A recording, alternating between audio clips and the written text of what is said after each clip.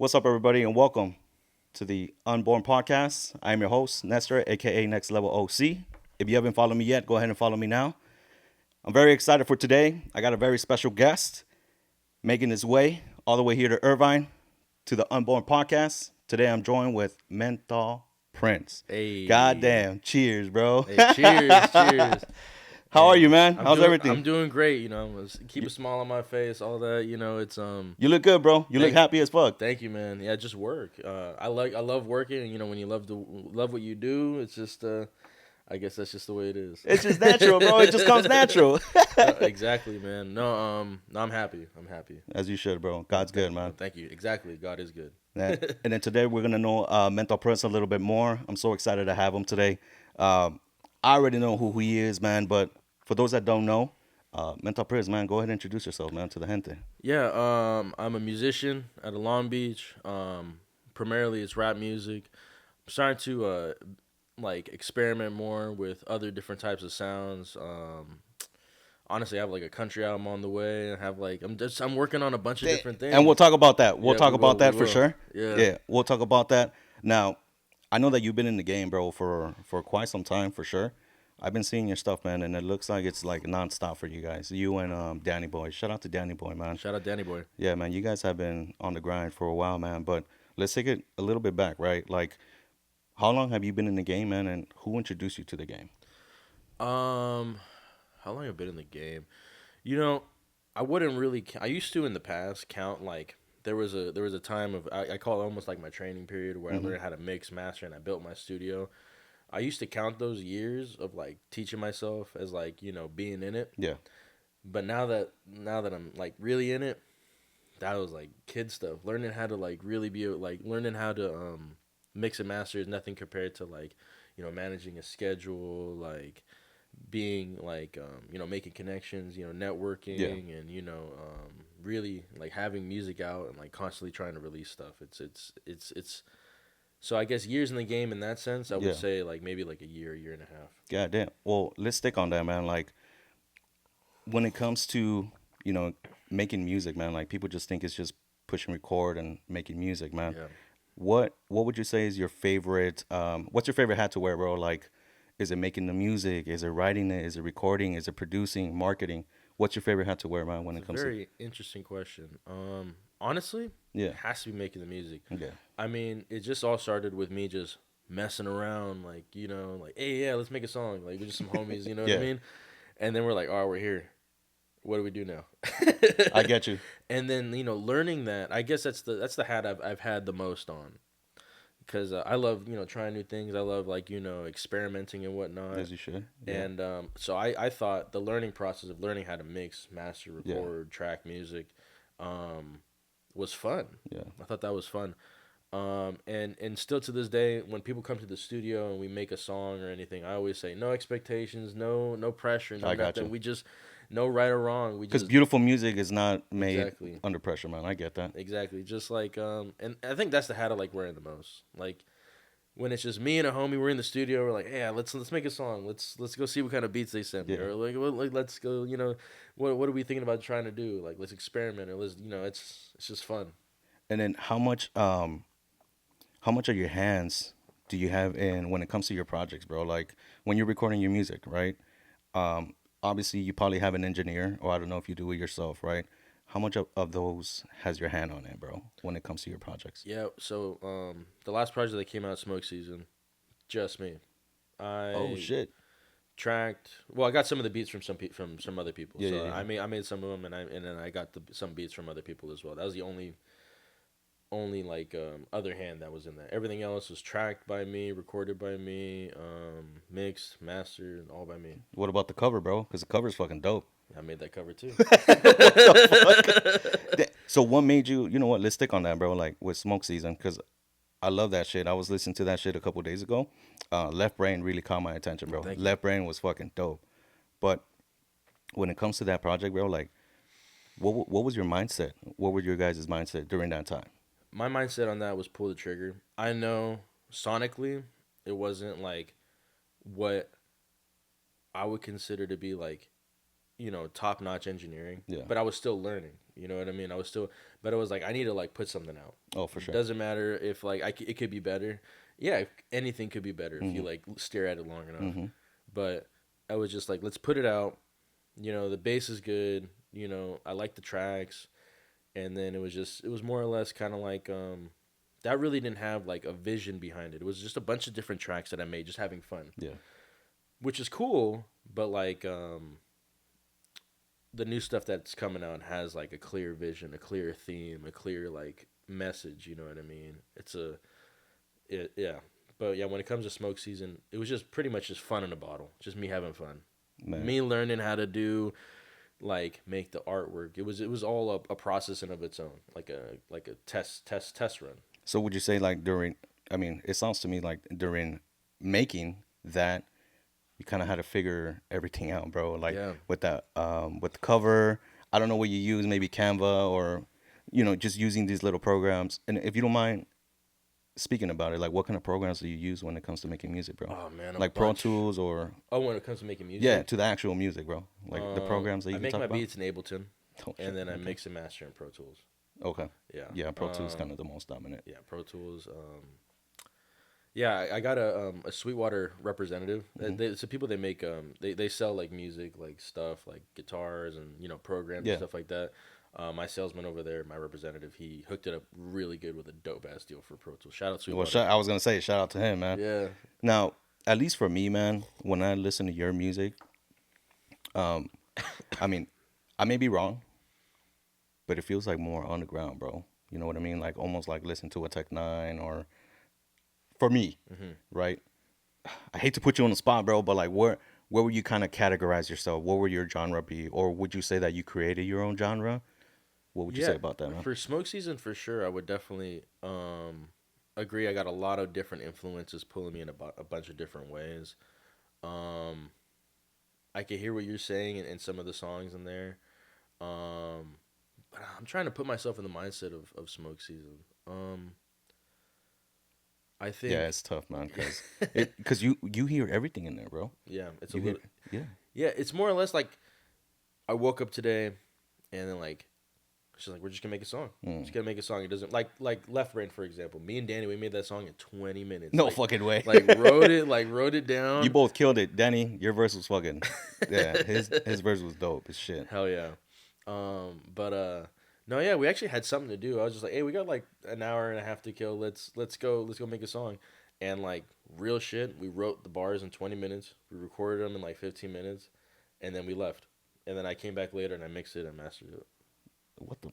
And that's what Smoking Seed or Left Brain. Left Brain. God damn. Yeah. So I didn't see the hours of Smoke Season. If you guys haven't heard it, like go ahead and check that one out. How much time was that? Because usually when you download an album, you can see like the amount of time. How much time was It's that? about 35 minutes, I believe. That's But that last song is like almost 8 minutes long. damn. Well, now I want to shift it a little bit, man. Like I don't know how much. Well, I'm curious to see what you say about this, man. Like, did you ever think about? Is this just for fun, bro? Like when it comes to making music, do you see it like later on being like something that you want to start, making money, incentivizing? Yeah. Like, how do you see it at least right now, man? Where you at? Right now, Mm-hmm. definitely the end goal is to like, change the game. Of course. The end goal is to like, of course, like being recognized for the music, being like a spearhead in people who like are experimental. Yeah. And yeah, I want to be bigger than Michael Jackson, man. I want the fame that comes with it as well. Yeah. So that's the end goal. Yeah. But like I'll be making music until I'm like 80. Like it's for me it's something that just doesn't stop. So like maybe not so much rap moving Yeah. forward. I mean, like I imagine like in my 30s or 40s I'll make like jazz or some shit. But it's just Like switching up the genres and all exactly. that. Everything's gonna have to bleed into each other, and like, I think that's beautiful, man. I think that like testing things out and trying new things, even if they fail, like it's beautiful. You know what I mean? Because you have to experiment, you have to try. Man, I gotta ask, bro, just because I just read an article that Ti just turned 44, and this fool said like, I'm fucking done, bro. Yeah. Like, So you don't think you'll ever get to like when you start having your family, bro, and like you see your kids growing up, and then your kids start having, their own families. You don't think you'll continue going, bro? Yeah, I mean, it for me, it's like working out. Like Mm, you have to work out to like manage your stress levels, or for me, I don't work out to get like gains. I work out just to like decompress. I got you. And music's the same way. So that's how I feel like music will always be a part of like me, because making music and experimenting is always like like the cornerstone of like my life. Which now some people would say that pursuing like a rap career, bro, or a music career is hard, is difficult. You know, what would you say to those people that say like, man, you know what, I want to do it, but everything that comes with it is just hard. You got to keep going. You got to try. It is hard, but that shouldn't stop anybody from trying. Um, and you got to be smart about it. There's a Hmm. lot of money that goes into it. Um, Oh, for sure, bro. there's a lot Yeah. of money that goes into it. But as long as you know about like the hurdles that are ahead, like you won't be surprised when they're there, and you'll be ready to face them. Um, What would you say the hardest thing about it is, man? money management. Shit. You know, to get to get actual exposure to really like knock on the window of some people like Instagram or TikTok or Spotify. It all costs money, especially in these early stages. Hmm. Labels don't even look at anybody if they don't have 250,000 monthly listeners on Spotify. What the? Yeah, I was talking to this some guy. He works with in conjunction with Spotify and Universal Records. And he was saying like literally they don't look at anybody like that's under 250,000 monthly listeners, What? because they're Like interested the in, major labels? yeah, major labels, and yeah, Interesting. because they want surefire things. Of course. They don't want to take any kind of chance. Yeah. So yeah. You know what? Let's stay on that a little bit, man, because I'm curious to hear what you got to say. Like going back to what you were saying. Okay, so these guys don't listen to artists that have less than 250,000, man. Yep, that's what he said. So with all these platforms that are out now, Spotify, freaking TikTok now, Instagram, and all that, like, how would you use that to your advantage? Like, what are some techniques that you would use, right? Is it the clips? Would you hire an agency to kind of promote your stuff? How would you do that? I've done a lot. I've done the agency thing. How's that, man? It's tough, man, because a lot of the money that you give them goes into their pockets, so that Of course. their actual ad spend is way less than if you were to do it yourself. So I Mhm. got curious and I said, well, how do I do it yourself? And it's a rabbit hole. That one for sure is because like legitimacy is a big thing with that market. So it's all about finding like legitimate sources to, because people out there, they promote their music and they don't know that their music is being listened to by bots, which is crazy. What do you mean? So there's actual bots that what? Yeah, so a lot of these What? promotion companies, they say, "Oh yeah, get like 10,000 monthly listeners, get like five, blah blah blah," and then they're shady, and they, without telling anybody, like put your music out to bots, and That's fucked up. which is super fucked up.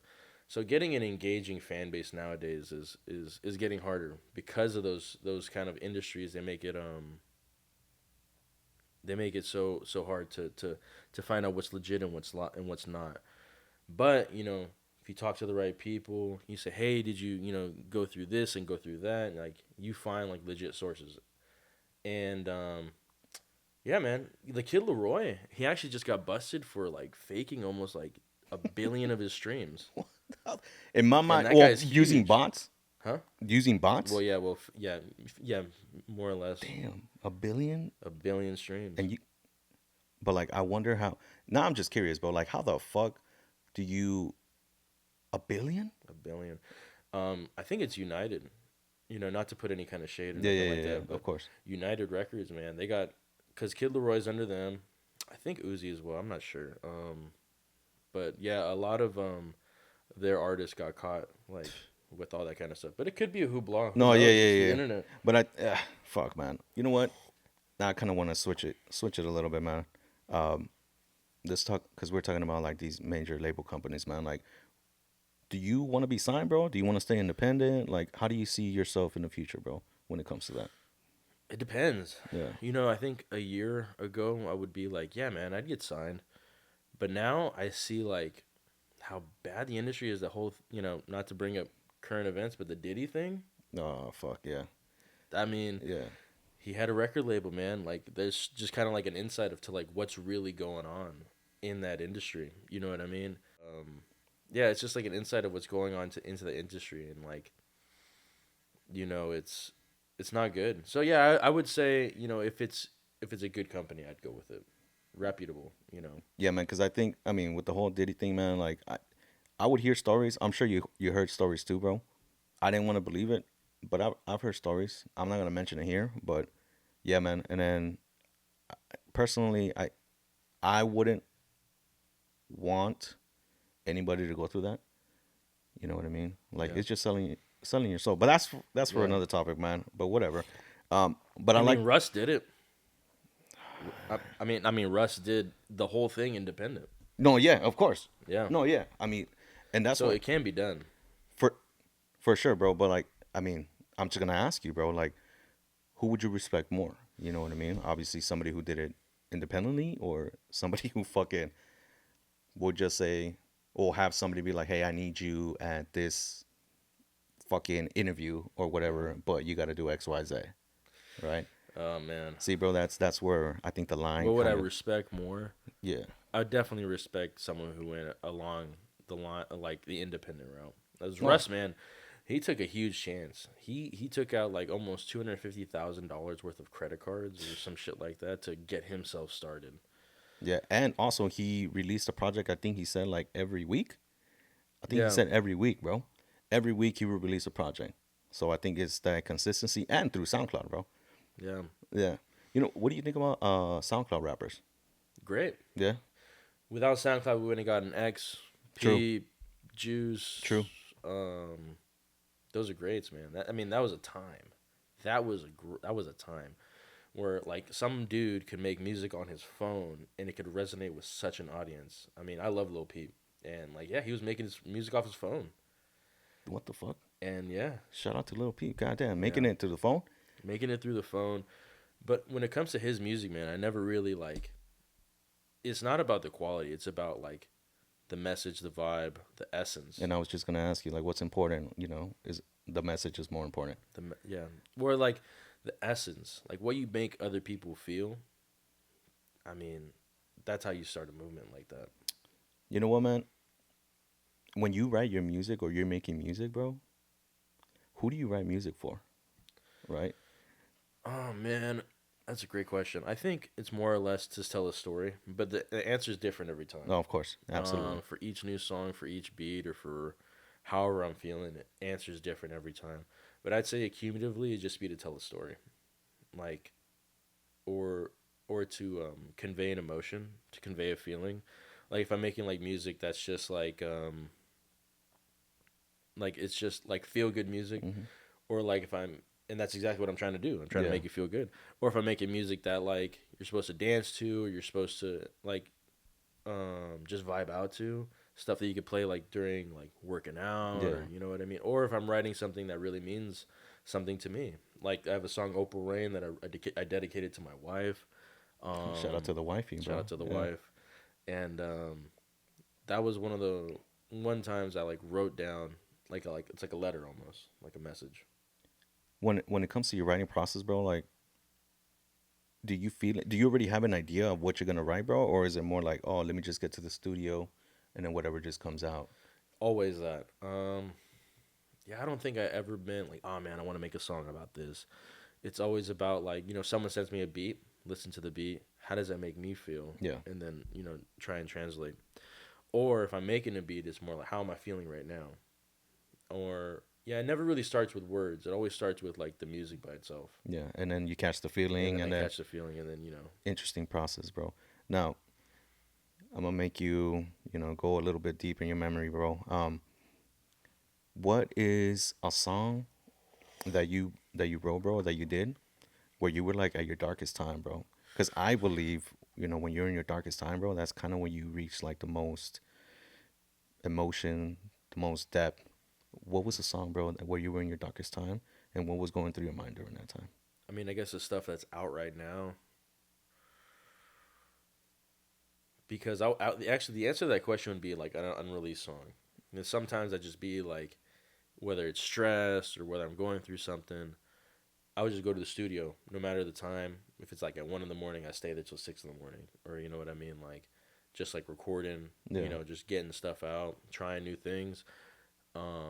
And I would say the songs that come out of like something like that would be the answer. Stuff that's out right now, probably Never Thought, Never thought. off of GhettyBoyz Volume 1. And then what was going through your, what was that time, man? Like what was going, something that you can share if you don't feel comfortable. Yeah, That's fine. But- actually, so for me, my process is a bit different.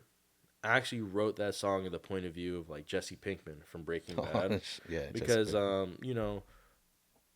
don't do any kind of drugs, or I don't really even drink alcohol too much. But that song talks about addiction and whatnot. And I was currently looking at somebody going through addiction at that time. Yeah. I was sympathizing with them. I decided to take those emotions and like put it in a way that I felt is transcribable, through a character called Jesse Pinkman from Yeah. Breaking Bad. And that's how I wrote that song. My verse in that song talks a lot about drugs and abuse, and getting through it, and like whether or not like life is worth living once the person who's addicted to something lets go of that, or let them like continue hurting themselves for like I guess a better life, quote unquote, in their perspective. And how I wrote that was because I love that show Breaking Bad. Yeah, Breaking Bad was dope. And Jesse Pinkman. And that's how I was able to get those emotions about like how I was feeling about this person, going through addiction, and that I was seeing in my personal life. I was gonna say, yeah, you probably saw that. That's how I was able to relate and transcribe those emotions and get them out. I really appreciate the fact, bro, that you, especially with emotions, bro, because I feel like when it comes to writing your music, bro, you like to kind of hit every emotion, bro, because obviously we're human, and it just, depending on what you write, bro, people will be feeling whatever they feel. And you know what? Has somebody ever reached out to you and been like, bro, when I heard your song, like, it made me feel this way, or, I was thinking about, I don't want to go too dark, man, but I was thinking about hurting myself, and I just heard your stuff, and I was like, I didn't do it. Yeah, believe it or not, with Never Thought. No way. People were hitting me up, people were hitting Danny up and talking about like, hey, that song, like it, resonated. And of course, people shared personal stories as well and whatnot. And no, it felt good to help people. That's the whole point of it. The whole point is to try and make an impact and change like the world in some way. And going back to what you said about all emotions, like I love to hit all emotions. I love to hit. We're all human. We all experience the same thing. We're all in the same kind of like pool of people and ideas and concepts and themes, and I say explore everything. Yeah. That's why I'm exploring genres. That's why I'm exploring themes, ideas, and just because that's how art is found. Art is found, and like you have that art inside you. Everyone does. It's just like the outlet. You know what I mean? Exactly. It's kind of like I love that. I love the way you put that. You're the outlet. The outlet. Damn, love that. Now let me shift it a little bit, bro. Let's go into your performance, bro. Right? Now, bro, I've seen you for like almost a year, man, and you guys have been fucking performing fucking everywhere, bro. Where has been your you know what, let's talk about like your first performance, and then we'll talk about like your favorite place to perform. Oh, okay. First performance were open mics.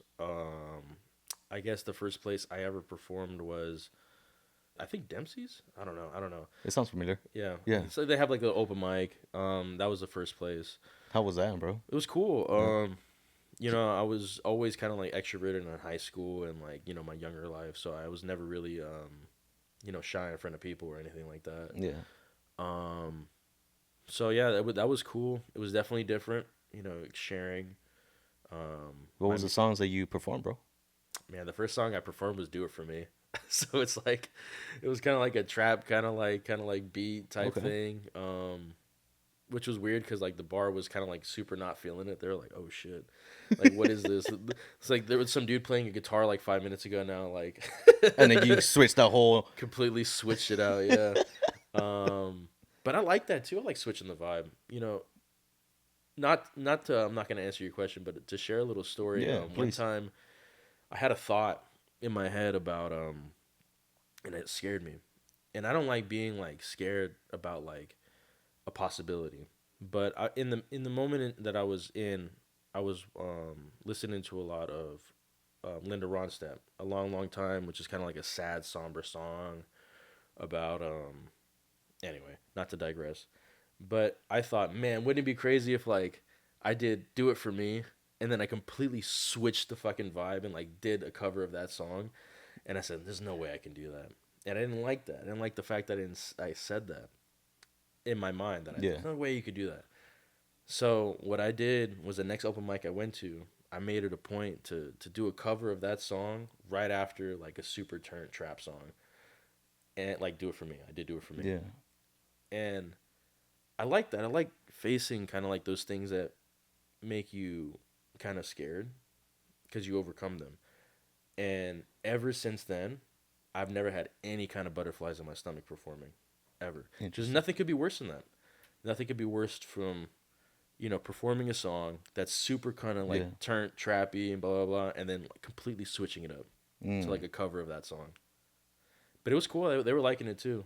But it's just like those butterflies were like surreal in that moment. Like Eminem, knees heavy, palms sweaty. Yeah. Damn. Because it's such a weird thing to do. Like no one, like I don't know, like it felt weird doing it, but it was cool. But you overcame that. I overcame it, exactly. Interesting, bro. All right, and then what has been like your favorite place to perform, bro? Oh man, it's got to be a tie between like we performed on tour last April in this Brooklyn kind of like it was so weird because it was like about 100 people there. Yeah. But the room was super small. The room was like maybe like I don't know 1,000 feet by 1,000 feet. So imagine like fitting all those people into like a small room, and that was really cool. It was very intimate, which is cool. And that was super hype. So probably that, if not that. And that was in New York, bro? That was in New York. What the fuck? That was in Brooklyn.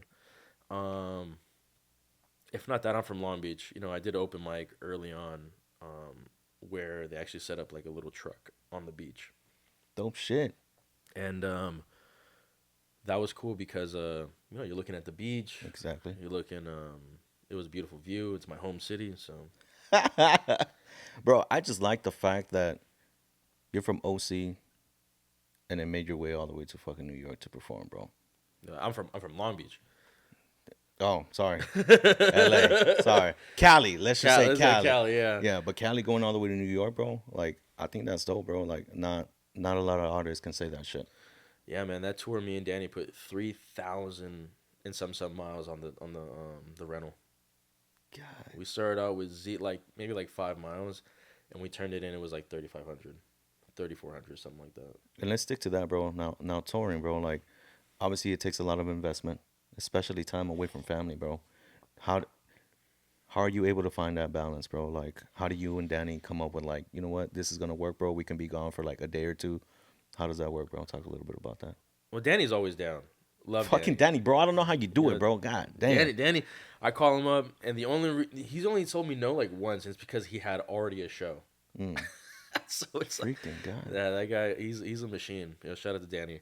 But no, when it comes to like that tour, literally I called up Danny. I was like, of course, like a couple months in advance. Of course. I was like, hey yo, we got this opportunity, blah blah blah. We down? He goes, I know you're down. I'm down too. So it's just like, hey. Freaking Danny, bro. Now, talk about your last tour, bro. Talk about the last tour. How did that come about? Like, you don't have to talk about money or everything, bro, but like the planning and hotel staying and all that shit, bro. Because, again, not a lot of people hear about that shit, bro. It's a lot of investment. Also, blessed to know Danny because he's super, very much like me, in the sense where it's just like, fuck it, whatever happens, happens. And that's exactly the kind of mindset we brought to that. So, we didn't have anything planned out. What the fuck, The only bro? thing planned out was like the rental. Yeah. And we picked up the rental in Houston, did a show, and then we got a hotel that night. Went to Austin, and then actually we had maybe a 2-day window to get from Austin to Minneapolis. That's Shit. almost It's almost a 20-hour drive. Fuck, bro. That's a whole day. Yeah, so I think after the show, we fucked around in Austin for a bit. We saw like a comedy show or whatever late at night, and then we just drove straight through the night, straight there, and then we got to Minneapolis with like maybe like 5 or 6 hours to spare. What the fuck? Bro. Yeah, I don't think it was a 3-day window. I think it was a 2-day window. Yeah. And we had 20 hour. It was a 20-hour drive, so it was pretty much, we're stopping to get food. It was pretty much like, yeah, we got there pretty much right on time. Played it kind of like that, just by ear.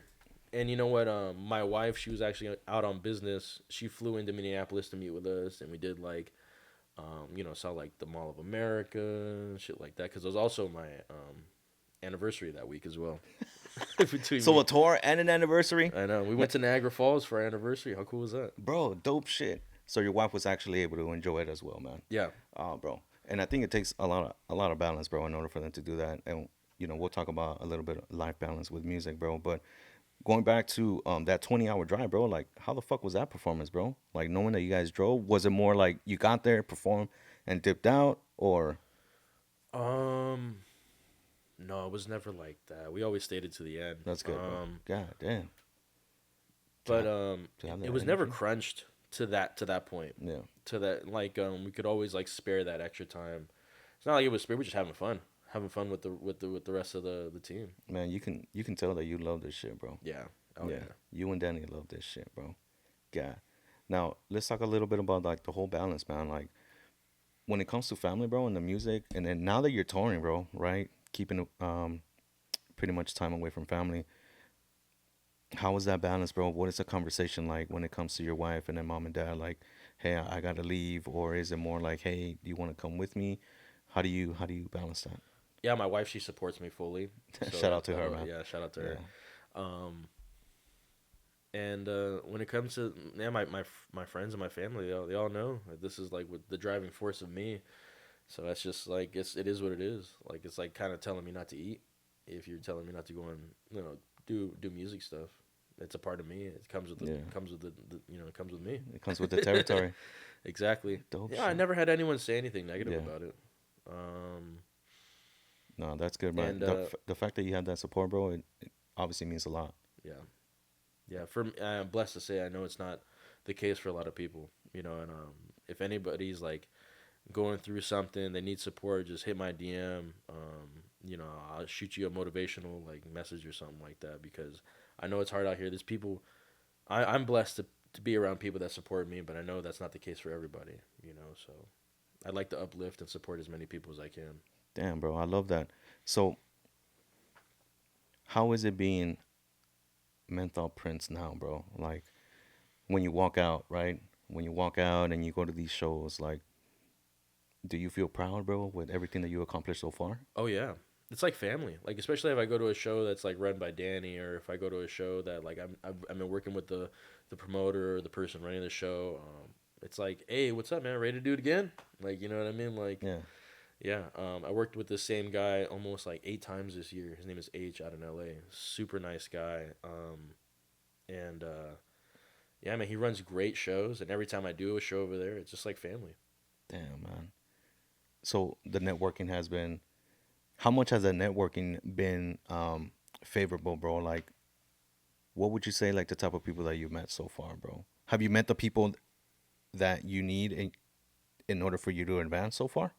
Like, besides artists, bro, like maybe photographers, bro, or DJs or producers. Yeah. How was that, man? Networking is, I love it, because I love talking to people. I love making new friends, and that's exactly what networking is talking to people, making new friends. So, yeah, I meet a bunch of different people, and they all seem like they want to help. If it's like,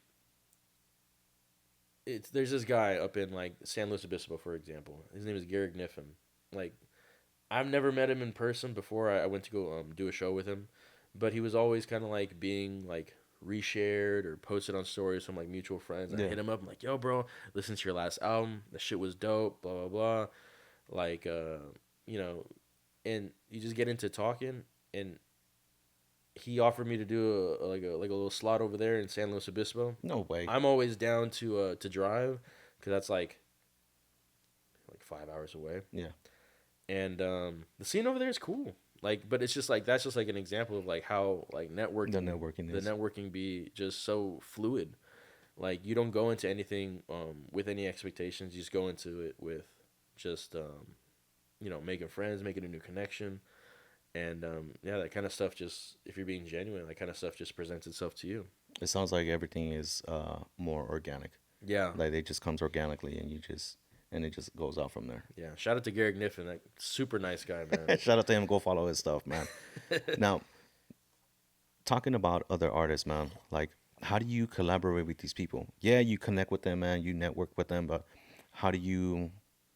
I guess when you have a song, you're like, you know what, this person is perfect for this song.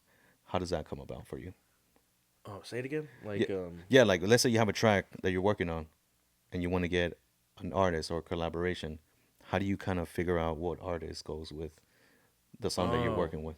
I get what you're saying now. Yeah. I think for me, I don't. So okay, I'll give you this example. Yeah. Me and the homie Tony, there's a guy Tony Slam, and we just started linking up because he was just we met through mutual friends, and he was like, "Hey, yo, man, like I have this kind of like dark funk, kind of like trap, track, and I think you'd be perfect for it." And he sent that to me, and it for me when I decide to collab with somebody, it has to start with something like a baseline friendship. Mm-hmm. You know, we have to talk, we have to like just know each other, Kind of and connect in some and level. now me and that guy Tony have a whole album that's like done. And dude, that album is so sick. I can't wait to drop that shit. We'll touch on that next for sure, But bro. but that goes into like how I collab. It's more or less not really like, oh, this guy's perfect for this beat. It's more or less like, oh, I'm gonna get the homie in the studio and we're gonna make something. Dope shit, because you already have that connection with them, so it's just Yeah. okay. I like that, bro. Because some artists, they like to keep to themselves, and it's only pretty much the people around them or their team. But I like the fact that you're kind of open, but you do. There has to be some level of mutual respect and connectivity when it comes Yeah. to that, man. All right, bro. Now let's switch it up, bro. Let's switch it up. Anything that you can talk about? Let us know, man. Anything new that you're working on? Yeah, man. Sitting on 3 tapes right now. Fucking three. 3 tapes. Yeah, me and the homie Autonomy have like a really dope. It's kind of like there's a country song in there. There's like Lil Peep kind of What the fuck? influences. Country? Yeah, there's like a country song in there. Lil Peep influences. There's like a lot of like rock influences in that album. It's just sick. I fucking love it. And then me and the homie Tony, we have it's more of like his main band is like a slam band, like kind of like grindcore metal Okay. type stuff. So that's gonna be more like Suicide Boys kind of like album, and very experimental. That one's sick as hell. And So then that's one project, right? With that Tony. yeah, so a whole That's a one project there, and with then a whole Tony. project with Autonomy. And then the third one is I just finished. It's probably gonna be the one that's released soonest though. It's more or less like an homage to like Chief Keef music that I made just by myself. I love Chief Keef. I love that kind of like era. If you were in 2012 and listening to Chief Keef like I was, man, like that was a fucking time to be alive. And that's kind of like an homage to that. I don't feel like a whole lot of people are making that type of drill anymore. Yeah. So I wanted to do that. I wanted to make like an 8-song EP, all kind of that type of stuff. And this is all you, right? This is just me, yeah. Damn, bro. And Well, have you figured out a name for it or not yet? yeah, it's 2012 type beat. We're going throwbacks over here. Throwbacks over here. Damn, bro. So 3 projects, man. Yeah. Do you have a an order when all these projects are gonna be coming out? So the Tony and Autonomy tapes. That's to be released. Those need to be pushed in a very certain way, and I can tell you this: 2012 type beats probably gonna come out before all that stuff. Holy shit! No Yeah. way. So by the end of this year? I'd say by the end of this year for sure. Dope shit, bro. Yeah, by the end of this year for sure. And not only that, me and Danny have a single coming out. Me and Danny have a tape on the way as Freaking well. Danny, bro. Yeah, we You have guys like don't stop. 4 out of the 8 songs on that. Me, Classified, and Danny have a tape. Have not a tape, but me, Classified, and Danny have a song coming out very soon called Anything. Yeah, I've heard Classified, bro. I've been talking to this guy. Classified, I need you on the podcast, man. Yeah, he's working his ass off too, bro. Classified is working his ass off. He's very talented. Yeah, bro, he's putting in work. I see him. God damn. Yeah, and he's one of the people that comes in the studio, and I love working with him because we just kind of bounce off ideas. Yeah. And he's always down. He's always down. Like if I hit him up right now, I'd be like, "Hey, yo, bro, studio and like today," he'd be like, "Yeah, man." Well, shout out to you, Classified. Yeah. God damn, bro.